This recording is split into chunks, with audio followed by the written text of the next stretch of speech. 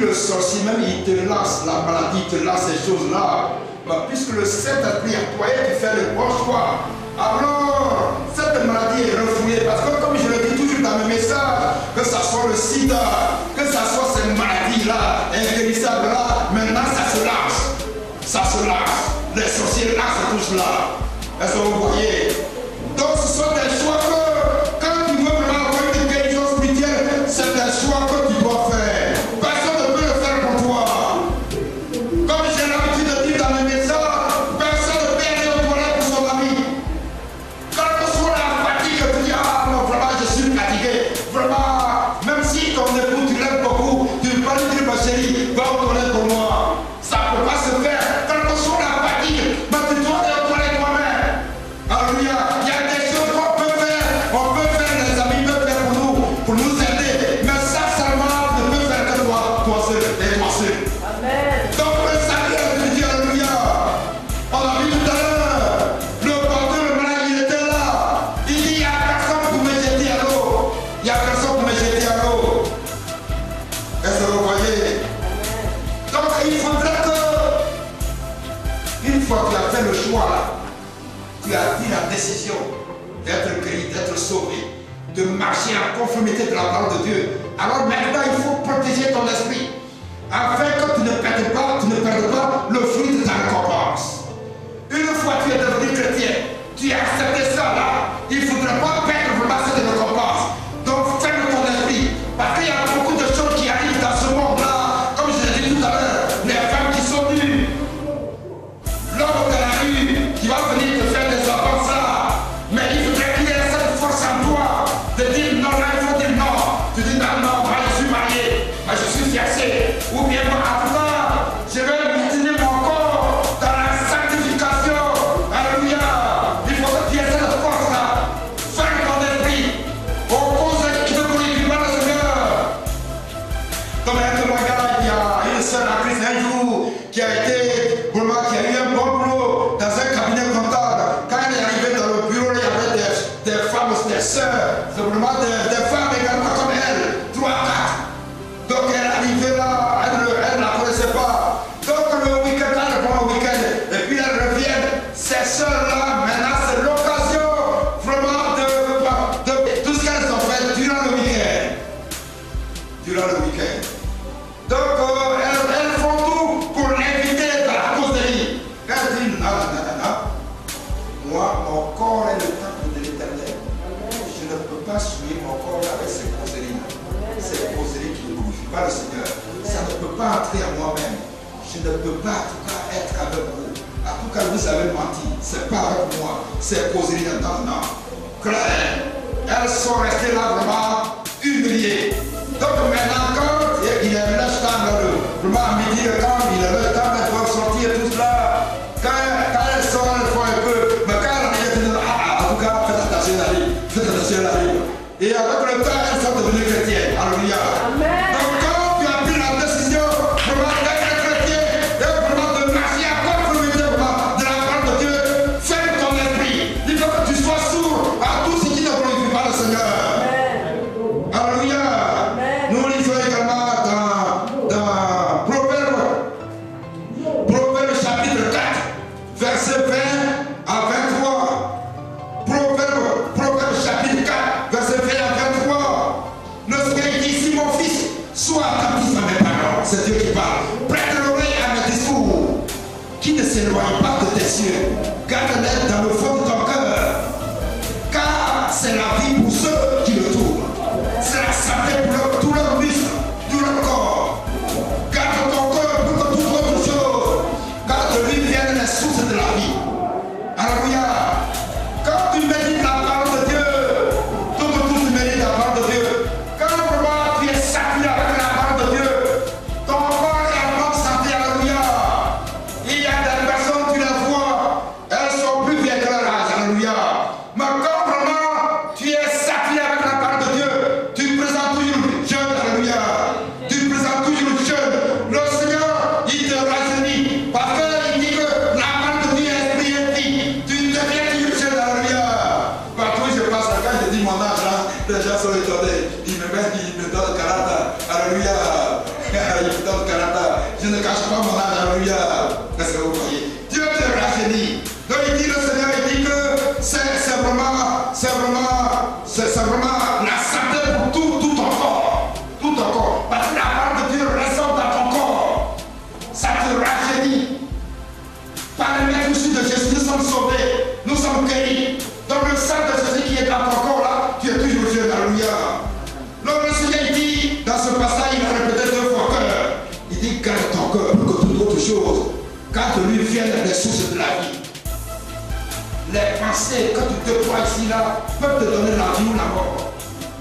Est-ce que vous voyez? Quand tu passes mal là, tu es jeune, tu deviens vieux. Parce que tu passes mal, tu déploies de mauvaises pensées. Parce que nos pensées, notre esprit est un grand cadeau que Dieu nous a donné. Notre esprit, notre âme peut emmagasiner des milliards de pensées. Donc il faut faire attention. Quelle pensée tu autorises vraiment dans ton esprit? Il faut les sélectionner, les trier.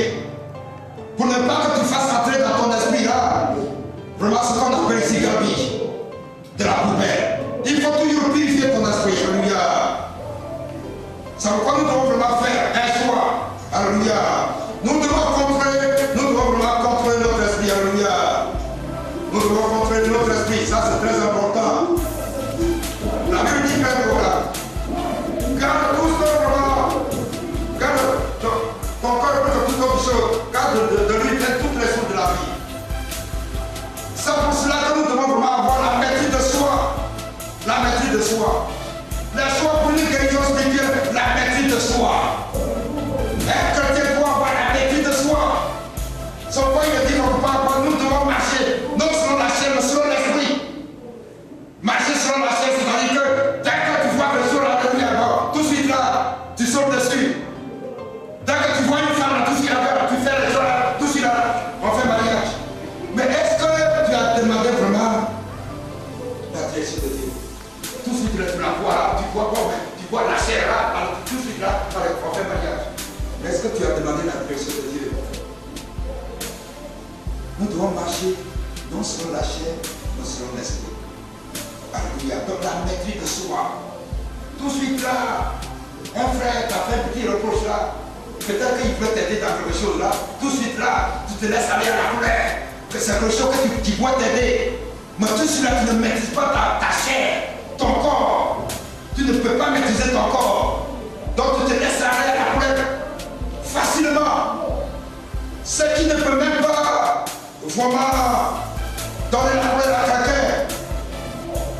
Il faut maîtriser son corps, contrôler sa chair, ne pas marcher selon l'esprit, ne pas marcher selon ses sentiments. Est-ce que vous voyez? 1 Corinthiens chapitre 9.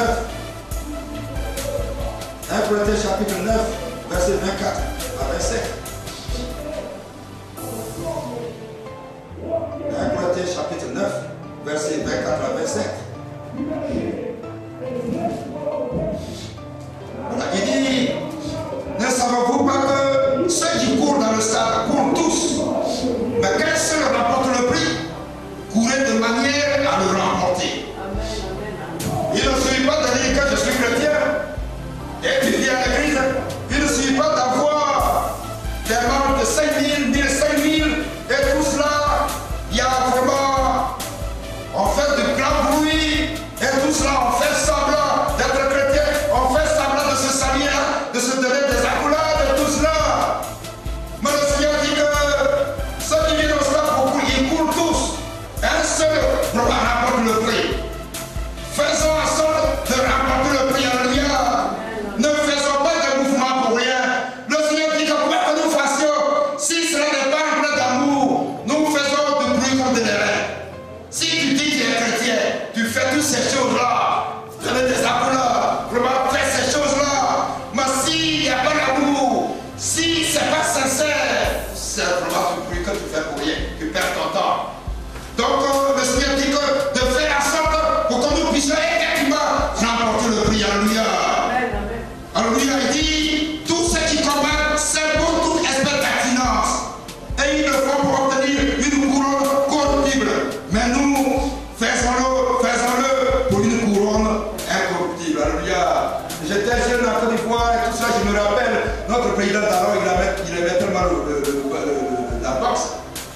me rappelle, je ne sais plus quelle année, mais deux boxeurs, ils devraient avoir un compatriote programmé pour un Nigérien, il devrait vraiment faire la boxe.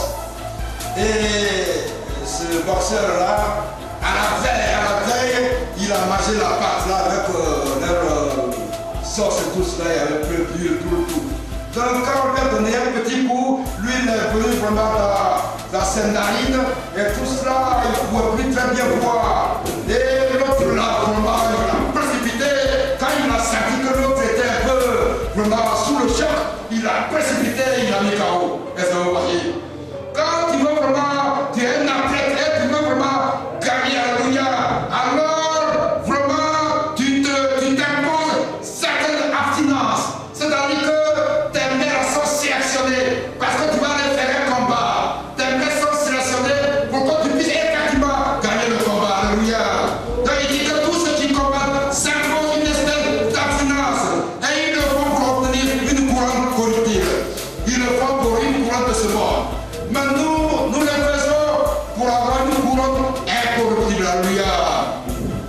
Donc en tant que chrétien, tu dois travailler ton corps très bien, alléluia. Quand bien même tu es dans la rue, et puis tout cas, cette femme elle est bien nue, en tout cas, tout bien, cet homme c'est un peu homme, tout, mais tu dois faire beaucoup, vraiment abstinence, vraiment, tu dois vraiment t'imposer, vraiment beaucoup d'abstinence, alléluia, pour effectivement avoir la couronne. Au verset 6 dit, moi donc, je cours, non pas comme à l'aventure, je frappe, non pas comme bataille, mais je traite durement mon corps et je le tiens assujetti de peur d'être moi-même rejeté après avoir péché aux autres. Amen. Alléluia. Donc, en tant que chrétien, on invite, on fait semblant, on a la Bible bien tirée, on fait toutes ces choses-là. Mais le Seigneur dit que je traite durement mon corps. Là où je suis faible là, et ma chair veut tomber dans le. Je traite durement mon corps pour ne pas que je tombe là-dedans, afin que je ne puisse pas être rejeté. Alléluia. Quand je suis mal revenir, ce serait vraiment dommage et malheureux. Après avoir fait tous ces mouvements, on va me rejeter. Donc je traite durement mon corps. C'est ce que nous devons vraiment faire. Alléluia.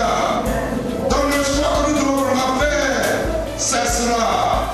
C'est pourquoi nous ne devons pas marcher par nos sentiments, mais selon l'Esprit de Dieu. Alléluia. Et ce qui est très important, c'est-à-dire que la façon dont nous pensons détermine comment nous sentons. Alléluia. La façon dont nous pensons détermine la façon dont nous nous sentons. Et la façon dont nous nous sentons détermine la façon dont nous réagissons. C'est très important. Est-ce que vous voyez ça? Est-ce que vous connaissez un peu la maladie qu'on appelle la maladie de Parkinson? Parkinson, c'est-à-dire que, vous voyez, c'est une maladie de nerfs. Vous voyez, il fait une maladie de nerfs. C'est-à-dire que, pour tout celui-ci, il va prendre le verre pour boire. C'est mon corps, mes pensées, mon esprit, je donne l'ordre à mon frère de prendre l'eau là. Je donne l'ordre à mon frère de prendre l'eau, je vais boire. Donc, qu'est-ce qui se passe? Qu'est-ce qu'il faut que nos pensées agissent sur nos actes? Si tu penses mal, alors toutes les actions que tu vas entreprendre là ne vont pas réussir. Ta vie va tourner à rond. Donc, celui qui a la maladie de Parkinson là, c'est-à-dire que déjà longtemps, il a donné l'ordre à son bras de prendre l'eau parce qu'il veut boire. Donc, il y a longtemps, il a donné.